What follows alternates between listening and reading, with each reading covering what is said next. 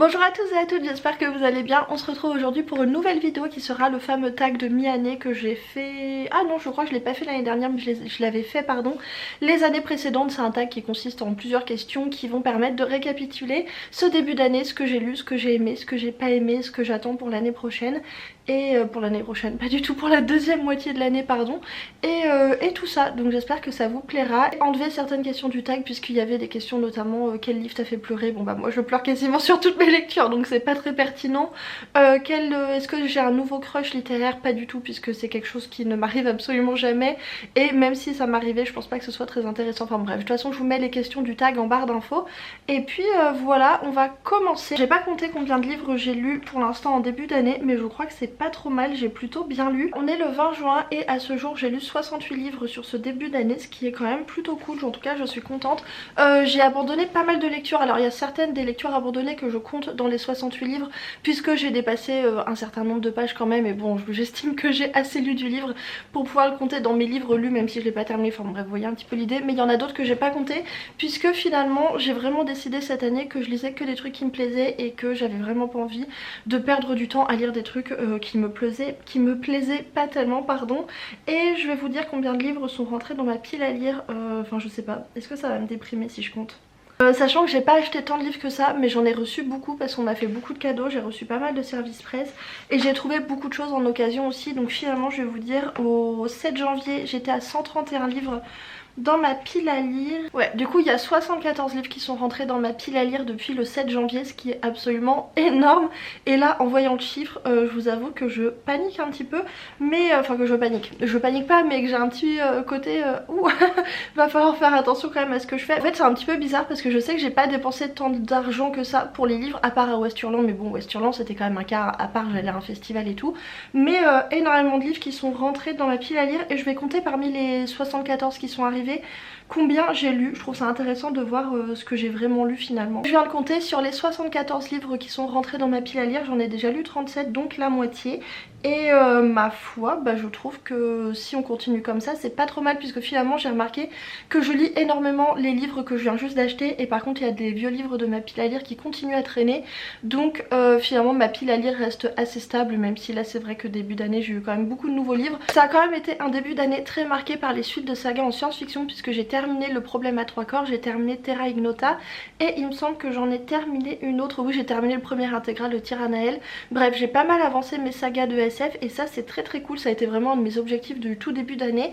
Et sinon plus dernièrement, là sur les dernières semaines, j'ai été totalement à fond sur l'utopie. Vraiment l'utopie, la dystopie, c'était pas forcément mes genres préférés, mais je suis totalement tombée dans la marmite. Je sais pas ce qui s'est passé, mais c'est vraiment devenu ma nouvelle lubie. Ton numéro 1, quelle est ma meilleure lecture du début d'année pour l'instant? Évidemment j'ai pas pu répondre avec une seule lecture. J'en ai noté plusieurs qui sont vraiment les livres que j'ai préférés, que j'ai adoré, les gros coups de cœur que j'ai eu en ce début d'année. Une lecture qui est vraiment emblématique de ce début d'année 2023, c'est la trilogie Madame d'Ursula Le Guin, que j'ai absolument adoré. J'ai eu un gros coup de cœur pour cette trilogie qui est post-apo, dystopie et utopie. On a vraiment les trois sous-genres qui vont se mélanger. C'était exceptionnel, j'ai trouvé que c'était hyper intelligent. C'est une trilogie écoféministe qui va vraiment mettre en avant le sort des femmes dans les dystopies et aussi le sort de la nature et des animaux. C'était hyper intéressant, le rapport entre les deux, c'était très sombre. Il y avait un côté qui allait flirter sur la limite du cyberpunk, mais ensuite on redescendait, on retombait dans l'utopie. Enfin c'était vraiment très chouette, j'ai adoré, je vous en ai déjà beaucoup parlé. J'ai aussi absolument adoré Utopia de Camille Le Boulanger, qui est d'ailleurs le livre qui m'a vraiment lancé dans cette envie absolue d'utopie, puisque c'est un roman qui va nous présenter une société utopique fondée sur beaucoup de choses, mais notamment sur le salaire universel, et c'était vraiment génial. C'est un gros pavé mais que j'ai lu avec énormément de plaisir. J'ai trouvé très intéressante la société que présentait l'auteur, je me suis attachée au personnage, j'ai trouvé qu'il y avait beaucoup d'émotions, que c'était une lecture assez particulière puisque c'est un livre où il se passe pas grand chose, puisqu'on ne fait que suivre la vie d'un personnage normal à qui n'arrive pas des choses absolument incroyables, c'est juste une vie normale dans une société assez atypique, puisqu'une société utopique, et j'ai trouvé que c'était vraiment très chouette. En tout cas j'ai adoré cette lecture. Autre chose dont je vous ai beaucoup parlé, c'est la trilogie d'Ilrien de Martha Wells aux éditions La Talente. J'ai eu un énorme coup de cœur pour le tome 2, c'est vrai que j'ai un petit peu moins aimé le tome 3. Ça reste une trilogie de fantasy que j'ai trouvé absolument exceptionnelle, super originale, drôle, touchante. Il y avait quelque chose de très tendre et de très cynique et j'ai adoré. J'ai eu un énorme coup de cœur pour le personnage principal qui est le personnage de Tremen. C'est une trilogie où en fait fait c'est de la portal fantasy, c'est-à-dire qu'on va passer d'univers à un autre et en fait on va voilà voyager dans quelques univers, donc pas dans énormément d'univers, on est plutôt sur deux univers qui se répondent l'un à l'autre et c'était vraiment génial, enfin même si on a des petites incursions à d'autres endroits et c'était vraiment exceptionnel, drôle, avec de l'amitié, avec de l'amour et avec ce personnage de Tremen qui est un personnage qu'on rencontre, elle est totalement dévastée, elle est très cynique, elle a des idées noires et enfin bon bref c'est vraiment pas joyeux dans sa tête, mais cette aventure va la faire rencontrer des gens, va lui faire bah voilà trouver finalement sa famille, l'endroit où elle se sent bien, et alors que c'est la guerre autour d'elle, bah on la sent qui s'adoucit, mais ça reste un personnage avec quelque chose de très cynique, enfin bref, un personnage que j'ai adoré. Je vous ai déjà beaucoup parlé de cette trilogie, vraiment lisez-la. L'autre saga que j'ai adoré c'est Tyrannel de Elisabeth von Arburg, j'ai terminé la première intégrale ce début d'année et j'ai adoré. On part dans une direction que j'ai adoré puisqu'on parle de mutants mais on parle aussi de l'évolution d'une société sur un très gros laps de temps et j'adore, je trouve ça passionnant. C'est le deuxième intégral que je voudrais lire, mais il est là, il est dans un coin de ma tête, j'ai très hâte de m'y remettre, mais là je sens que c'est pas encore le bon moment. Mais vraiment une super saga de planète opéra, mais pas que, enfin qui parle de mutants, qui parle de magie, qui parle de famille, qui parle bah voilà beaucoup d'une société qui évolue. Et mon dernier coup de cœur c'est de la fantasy, il s'agit de la saga Le Cycle de Sif de Patrick Dewdney que j'ai découvert tout récemment et je me suis enfilé les 3 tomes quasiment à la suite parce que vraiment j'ai adoré, vraiment gros coup de cœur, grosse découverte pour cette saga. Alors j'en avais déjà entendu parler, on m'avait déjà dit que ce serait génial, c'était quasiment sûr que ça me plairait, et dans Le Cycle de Sif on a vraiment ce côté roman d'apprentissage comme dans l'Assassin Royal, avec un personnage d'orphelin qui va se retrouver mêlé à tout un tas de complots politiques dans un royaume bah, qui commence à avoir des petits soucis, notamment voilà, il y a des guerres clairement qui se préparent et il va se retrouver au milieu de tout ça. Il y a vraiment ce côté plongé dans la nature, c'est un personnage qui est beaucoup en errance dans la nature, dans la montagne, dans la forêt, sur des fleuves et tout. Et c'est vrai que parfois c'est un peu long, mais il y a un charme incroyable à cette lecture et j'ai adoré rencontrer ce personnage et suivre ses aventures. J'ai d'ailleurs très hâte du tome 4. Donc voilà pour mes meilleures lectures de 2023. Et maintenant, deuxième question, quelle est la meilleure suite de saga que j'ai lue? Et j'ai 2 suites de saga que j'ai absolument adoré, enfin des sagas que j'ai terminées. J'ai adoré le tome 3 de la trilogie du problème à 3 corps de Liu Cixin, que j'ai trouvé c'était une apothéose. Vraiment pour le coup vous savez quand il y a des sagas qui se terminent on est là oh j'attendais quelque chose d'autre et tout. Non là pour le coup le tome 3 on n'a pas ça, on a vraiment ce sentiment d'apothéose, il se passe des trucs incroyables. Par contre c'est vrai que c'est particulier et que ce tome 3 est très scientifique. Le tome 1 et le tome 2 le sont pas tant que ça, sont vraiment très accessibles, mais le tome 3 on a un vocabulaire scientifique et une importance de concepts scientifiques qui était un petit peu plus ardu à suivre dans ce tome là, mais ça reste super prenant, super surprenant, il se passe énormément de choses dans le tome 3. C'est comme s'il y avait 4 livres en un seul tellement il y a des... Voilà, bah là encore c'est sur un gros laps de temps, donc on a des phases dans l'histoire de l'humanité, il se passe des tas de trucs, mais c'était incroyable, vraiment j'ai adoré. Et j'ai aussi adoré le dernier tome de Terra Ignota, donc le tome 4 et 5 en français, puisqu'en fait c'est sorti en un seul tome en VO. J'ai terminé la saga et vraiment c'était génial. Bon pareil, je vous ai déjà énormément parlé de Terra Ignota, mais je trouve vraiment que c'est avec le tome 4 et le tome 5 qu'on découvre la saga finalement. Vous allez vous dire mais à quoi ça sert de se taper 3 tomes avant? Mais les 3 tomes avant sont exceptionnels aussi, mais là le tome 4 et le tome 5 on voit à travers l'idée de l'autrice en fait, on voit ce qu'elle voulait nous dire, on comprend finalement où on allait depuis tout ce temps, puisque c'est vrai que le tome 1, 2, 3 c'est passionnant, c'est incroyable, mais on se dit mais où est-ce qu'on va finalement? C'est un petit peu le bordel, quel est le fil rouge, quelle est l'histoire? Et finalement dans le tome 4 on comprend tout ce qui était derrière. Et c'est vrai que c'est une manière de narrer son histoire, que c'est une construction de sa saga hyper atypique et qui j'imagine ne plaira pas à tout le monde, puisqu'il y a certainement, je sais qu'il y a des gens qui ont trouvé que déjà le tome 1 n'avait pas assez de fil rouge, n'avait pas assez d'histoire finalement, mais moi j'ai trouvé que c'était génial. Oh non c'est une blague. Alors, ensuite question numéro 3, quelles sont les sorties que j'attends le plus pour la deuxième moitié de l'année? Je crois que je vous l'avais déjà dû vous le dire, mais je suis pas hyper au fait des livres qui vont sortir, des sorties qu'il va y avoir. En général je sais à peu près s'il va y avoir les suites de sagas que j'aime qui vont sortir.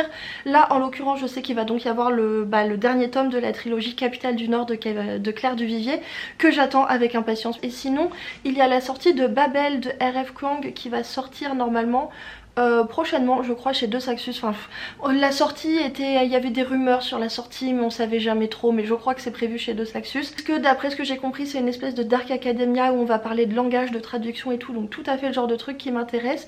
Mais sinon le livre que j'attends peut-être le plus c'est La Mer de la Tranquillité de Emily St. John Mandel, qui est donc l'autrice de Station Eleven que j'avais adoré, gros coup de cœur, et de ma lecture en cours puisque je suis en train de lire puisque je suis en train de lire L'Hôtel de Verre. Et en fait ça va être un livre, enfin La Mer de la Tranquillité, c'est un roman de SF dans lequel on va parler de voyage dans le temps. Et on va en fait on va se situer à Vancouver, au même endroit que dans ce roman là. Je sais pas, va y avoir des personnages qui vont entendre des choses, il va se passer des choses étranges, bref on va parler de voyage dans le temps. Et on va avoir le point de vue d'une astrophysicienne qui est dans les années 2400 sur la Lune et qui va étudier ces phénomènes. Ce que j'ai compris du résumé qui est quand même assez énigmatique et j'ai très hâte d'en savoir plus. En numéro 4 maintenant, quelles sont les sorties qui ont déjà eu lieu, les sorties du début d'année que j'aimerais bien lire. J'ai noté le tome 4 des Voyageurs de Becky Chambers, évidemment que ça m'intéresse et que j'ai envie de le lire. D'ailleurs mon petit frère me l'a offert quand je suis allée le voir, quand je suis allée voir ma famille en Vendée, donc je l'ai dans ma bibliothèque et j'attends le moment parfait pour le sortir et pour le lire. Et un autre livre qui m'intéresse qui est sorti plus récemment, c'est Swan Song de je ne sais plus qui est l'auteur, qui est paru aux éditions Toussaint l'Ouverture, qui est un post-apo qui apparemment ressemble beaucoup au Fléau de Stephen King. J'adore le post-apo, j'ai très hâte de découvrir celui-ci. En plus j'adore les couvertures, j'adore plus c'est kitsch plus ça me plaît, donc vraiment j'adore les couvertures. Question numéro 5 maintenant, jusqu'à maintenant quelle est ma plus grosse déception? J'ai noté 3 livres vraiment que je n'ai pas aimé. Le livre que j'ai le moins aimé c'est Vox de Christina Dashner, que j'ai trouvé calamiteux. Vraiment ce livre je l'ai trouvé très mauvais, j'ai trouvé que c'était même gênant tellement c'était pas cohérent sur l'intrigue. J'ai trouvé que le personnage était absolument pas attachant, que le personnage était d'une nullité sans nom, et c'est censé être un livre féministe et finalement le personnage féminin on comprend pas à quoi il sert, enfin c'est l'héroïne mais elle sert à rien, et même dans le travail qu'elle fait qui est censé être un petit peu révolutionnaire elle ne sert à rien non plus. Ce sont les hommes de son entourage qui sauvent la mise, enfin vraiment j'ai trouvé qu'il n'y a rien qui allait dans ce roman, en dehors du fait que c'était confus, que c'était mal construit, que c'était pas très bien écrit, en tout cas de mon point de vue. Évidemment, enfin voilà, c'est bon bref, j'ai pas du tout aimé Vox. Grosse déception aussi pour Quelqu'un se souviendra de nous de Nadège Darocha, parce que pour le coup celui-ci j'étais persuadée que j'allais l'aimer, que j'allais l'adorer, que ça allait être une de mes meilleures lectures, puisque c'est une réécriture de la mythologie grecque avec 3 figures féminines qui ont été malmenées par les dieux, et en fait on va suivre voilà, leur révolte, leur rébellion. Il y avait Pandore, Arachné et Méduse, et on va suivre voilà, ces 3 femmes, elles vont se rencontrer, elles vont décider de travailler ensemble voilà, pour leur vengeance, pour retrouver une place dans l'échiquier des dieux, j'ai envie de dire. Mais j'ai pas aimé du tout le style, j'ai pas aimé la construction de l'intrigue, j'ai trouvé que c'était confus, j'ai pas aimé, vraiment je sais pas ce qui s'est passé avec ce livre, mais j'ai commencé à lire et j'ai très vite senti que ça allait pas le faire avec moi, que j'accrocherais pas, et j'en étais dégoûtée parce que vraiment j'avais trop envie de l'aimer, j'avais trop envie de me plonger là-dedans, mais ça l'a pas fait. Et un autre livre qui a été une grosse déception, c'est Notre part de nuit de Mariana Enriquez, que je m'attendais à adorer. Cornelius l'avait absolument adoré, c'était un de ses coups de cœur. C'était un livre qui me faisait très envie pour ce côté magie, société secrète en Argentine pendant la guerre et tout. Je me suis dit ouais, ça va être incroyable, ça va être super original, alors que c'est sûr que c'est original, mais là encore j'ai pas accroché à la narration, j'ai trouvé que c'était lent, qu'il se passait quand même pas grand chose. J'ai bien aimé l'ambiance, pourtant j'ai trouvé que ce côté glauque et gore c'était vraiment bien fait, que c'était pesant, qu'on avait envie de savoir, mais impossible de continuer ma lecture, j'accrochais pas, enfin c'était très bizarre comme expérience de lecture puisque j'avais envie de savoir et j'aimais bien l'ambiance, mais c'était vraiment trop lent et j'ai pas réussi à totalement plonger dedans. Donc voilà pour mes déceptions. Ensuite question numéro 6, ma meilleure surprise de ce début d'année, j'ai noté Blackout de Connie Willis, qui est le premier tome de sa duologie Blitz, qui est une duologie d'Uchronie dans laquelle en fait vous savez Connie Willis elle a fait plus... Voilà, ça a coupé, mais depuis quand ça a coupé? J'espère que ça fait pas 20 minutes que je parle dans le vent. Alors zut. Je disais donc, Connie Willis du coup elle a écrit plusieurs romans qui ont tous le même concept, qui est cette idée que dans le futur à Oxford des historiens ont mis au point un procédé qui permet de voyager dans le temps, de retourner dans le passé, et ça permet justement à ces historiens d'aller étudier des périodes historiques un petit peu critiques pour voir ce qui s'est passé, pour comprendre ce qui s'est passé, enfin bon bref, pour faire leur travail d'historien. Et elle a plusieurs romans avec ce même principe, il y a le grand livre où il y a une historienne qui va se retrouver pendant la peste, il y a Sans parler du chien, où je sais plus ce qui se passe, mais je sais plus ce qui se passe dans Sans parler du chien, mais je sais que ça fait partie du même cycle. Et Blitz, c'est du coup une uchronie dans laquelle des historiens vont aller étudier la Seconde Guerre mondiale, sauf qu'en fait pendant qu'ils vont aller étudier la Seconde Guerre mondiale, il va se passer un truc et la technologie qu'ils utilisent ne va plus fonctionner et ils vont avoir du mal à rentrer en contact avec Oxford dans le futur, enfin à leur époque, et il va se passer des trucs et assez rapidement on sent que l'histoire a l'air un petit peu de dévier du cours normal qu'elle est censée avoir et il se passe des trucs et en fait j'ai trouvé ça hyper bien, hyper prenant, hyper fluide, alors que c'est quand même un énorme pavé et qu'en plus à la base je suis pas fan du tout de la Seconde Guerre mondiale, c'est pas du tout un sujet qui m'intéresse, mais là la manière dont elle l'a fait, je sais pas, j'avais trop envie de savoir et donc j'ai toujours pas lu le deuxième tome, mais je vais le lire certainement prochainement, enfin je dis ça tout le temps, mais je vais le lire en tout cas en 2023 et voilà je pense pour ma meilleure surprise, mis à part évidemment les livres dont je vous ai déjà parlé en première question. Alors ensuite question numéro 7, un livre qui m'a rendue heureuse. Alors il y a plusieurs livres qui m'ont rendue heureuse, notamment j'ai beaucoup aimé dans Utopia ce sentiment de paix, de sérénité qu'on a en lisant le livre, puisqu'on sait que la société va pas partir en couille, puisqu'on sait que le personnage ça va aller pour lui, puisque c'est une utopie en fait. Donc quand on lit on a ce sentiment de tranquillité et j'avoue que c'était une lecture très paisible et que je l'ai beaucoup aimé pour ça. Mais un livre qui m'a rendue heureuse notamment c'est le tome 2 de Mégapole de N.K. Jemisin, donc Némésis de la cité. J'ai adoré retrouver les personnages, j'ai adoré l'ambiance, en fait je vous en ai déjà parlé, j'adore l'ambiance de cette duologie, j'adore ce côté famille trouvée, famille choisie qu'il y a, c'est toujours un trope qui marche énormément avec moi quand il y a des personnages qui se connaissent ni d'Ève ni d'Adam et qui se retrouvent et qui font fonctionner leur groupe et qui font des choses incroyables entre eux, c'est quelque chose qui me plaît énormément. Il y a beaucoup de solidarité, de bienveillance entre les personnages, ça veut pas dire qu'il n'y a pas de conflit, mais il y a quelque chose de très doux entre les personnages, une acceptation à travers les différences culturelles, à travers les galères qu'ils ont, et j'ai trouvé que c'était très beau et c'est vraiment un livre qui est totalement perché, mais je trouve par cet aspect là qu'il y a un côté très feel good et forcément ça m'a beaucoup plu et ça m'a rendue heureuse. Donc voilà pour cette question. Question suivante, quel est le plus beau livre de ma bibliothèque? Et pour le coup je vais aller le chercher, enfin j'en ai deux. Bon alors en fait j'en ai ramené deux livres de chez La Talente, puisque évidemment les éditions La Talente font toujours un travail incroyable. Non mais regardez-moi cette beauté, non mais je meurs tellement c'est beau. 5 chemins de pardon d'Ursula Le Guin qui m'a été envoyé par les éditions La Talente, que j'ai lu, que j'ai absolument adoré d'ailleurs. Regardez, cette couverture est incroyable et à l'intérieur, dans du rabat, il y a cette illustration qui est très très belle aussi. Vraiment ce livre est incroyable, le livre est magnifique. Je suis vraiment tombée amoureuse de cette couverture, j'adore les couleurs, c'est vraiment super joli et le rabat c'est c'est incroyable, c'est magnifique. J'aime aussi beaucoup le travail éditorial sur les Becky Chambers. J'ai pas regardé si... Non, il n'y a rien à l'intérieur du rabat pour celui-ci, mais vraiment la couverture, je l'aime énormément. Et sinon, un livre que j'ai acheté tout récemment, puisque je l'ai acheté ce week-end, et qui est assez atypique dans son format, c'est celui-ci que j'ai acheté aux éditions Goethe dans une librairie à Lille quand j'étais avec Cornelius et Flowfly et Sarah d'ailleurs qui était avec nous. J'ai donc pris Une femme au bord du temps de Marge Piercy, qui est un roman, c'est une utopie féministe mais avec des voyages dans le temps, enfin ça a l'air assez perché mais vraiment ça a l'air très cool. Et cette couverture, qu'est-ce que vous en pensez? Je trouve qu'elle est assez incroyable. Et c'est un livre qui est tout cartonné, donc ça fait un effet assez étrange, mais je dois dire que j'aime bien. Voilà, je le trouve très sympathique. Je sais pas ce que ça va donner à l'usage, peut-être et probablement qu'ils vont plus vite s'abîmer vu que c'est que du carton, mais je le trouve vraiment très joli. Donc voilà, et on va pouvoir passer à la question suivante si je retrouve mon carnet. Et donc question suivante, ma lecture en cours. Je vous ai donc dit, je suis en train de lire L'Hôtel de Verre de Émilie Saint-John-Mandel aux éditions Rivage Noir, enfin dans leur collection Rivage Noir. C'est assez étrange comme livre, mais je trouve qu'il y a quelque chose d'assez hypnotisant et fascinant qui fait que je suis trop bien dedans. Ça va se lire vite, c'est écrit très très gros, il y a des énormes marges, donc je pense que je vais le terminer rapidement. On va suivre plusieurs personnages qui vont graviter notamment autour d'un frère et d'une sœur. Paul et Vincent qui ont tous les deux une vie assez compliquée. Paul c'est le frère aîné et lui il a eu des problèmes de drogue, il a eu des problèmes d'addiction à la drogue, ce qui a causé évidemment beaucoup de problèmes dans sa vie, notamment à un moment il va y avoir un drame et ça va totalement le chambouler. Il va aller retrouver, enfin chercher refuge auprès de sa demi-sœur qui est Vincent, qui est une sœur qu'il n'a pas trop connue puisque voilà, il y a eu des histoires de famille et Vincent a perdu sa mère quand elle était adolescente.